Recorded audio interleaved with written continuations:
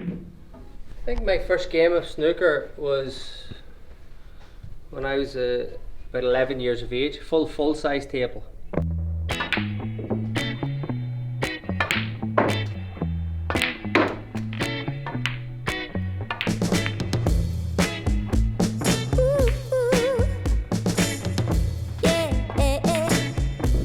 My dad bought me my first junior size snooker table when I was only 4. Well, Santa bought me. Santa bought it, he did. My dad brought me here. There was a Saturday morning competition, junior competition, and I think all ages could enter. And I turned up the first day, and the first day I turned up I got to the final, and that was me hooked. I ended up, one year I won the whole league without losing a frame. I became very good at the pool, which evolved into snooker. And as I used to go to my dad's pub and hustle, because I was the youngest one there, everyone would support me. And I started hustling for £1, £2, £5. And over the years, I made thousands of pounds hustling on the pool table in my dad's pub. I'm actually going to take you to an old barn that my granddad built. And my dad helped me rebuild this into a snooker hall. Snooker hall, yeah. When my granddad passed away, this was used as a hay shed, and then eventually, at the age of 14, I won my first ever Northern Ireland snooker title, and I quickly evolved. My dad arranged with his uncle to fit this and paid for all the plumbing, which you can see now. So we converted this into a snooker room. The hours of practice and the support that my dad gave me, I became one of the most successful amateur snooker players ever to come out of Ireland. I could say it when we was 9-year-old playing pool.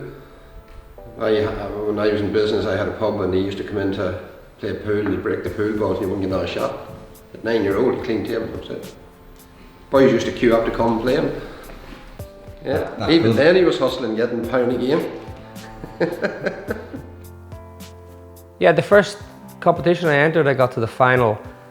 A guy called Robbie beat me in the final, but that was the last time he ever beat me. So the first snooker club I ever played in was the Q Club in Newry, and the owner of that club was a guy called Tony McSherry.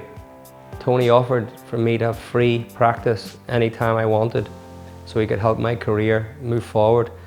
And he was one of the main reasons how I ended up winning 15 Northern Ireland snooker titles. As I was getting older, I used to bunk school, and even my dad was in on the bunk sometimes, because obviously I didn't tell my mum. My dad would collect me and we play snooker. Some days that I should have been at school. That was only coming up to make big tournaments. Yeah, of course. I had another really good mentor in my life, which was Patsy McKeown.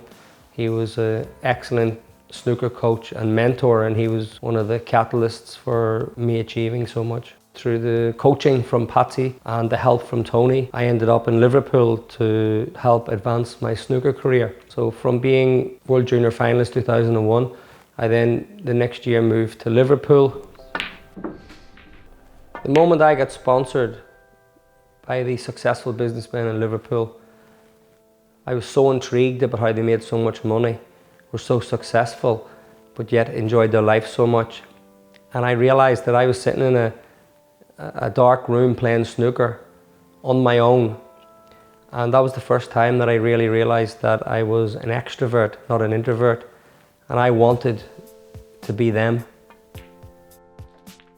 I don't like doing something 50%, and I'm either all in or I'm not. It's like I'm obsessive. If I want to do something, I'll do it to the best of my ability, or I'll not do it at all. And that's a bit like snooker, because I could then not do snooker to the best of my ability. I just didn't want it to be a part of my life anymore. I knew I'd focus on something else that I could do to the best of my ability. I wanted to learn everything from them, as I wanted to learn from my grandma, my granddad, my mum, my dad. I just wanted to learn. So although I had an amazing opportunity and I had the sponsorship in place and I was doing really well, my first year of turning pro, I went from 400 in the world to 80 in the world in 1 year. But I was so distracted by thinking, what are they doing? I realised that snooker wasn't for me. So I had to make a really tough decision. And the snooker season came to an end. And I rang my dad up. He was the first person I rang, and I says, Dad, it's over. And he's like, what do you mean? I said, I'm quitting snooker.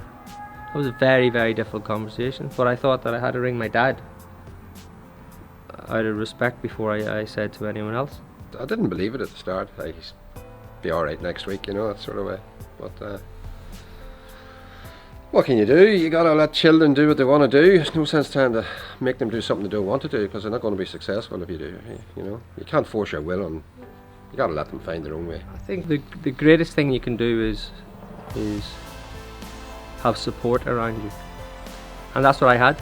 I've had support from my dad, my mum, my grandparents. I had always unconditional support, even though not everything I did was right. I've evolved massively as a person, as so many people do, because I started off being a very shy person, and we all know that saying, fake it till you make it. Well, I kind of faked it till I become it, because now I'm a very confident person that is an extrovert that will go get things even faster than I would when I was younger.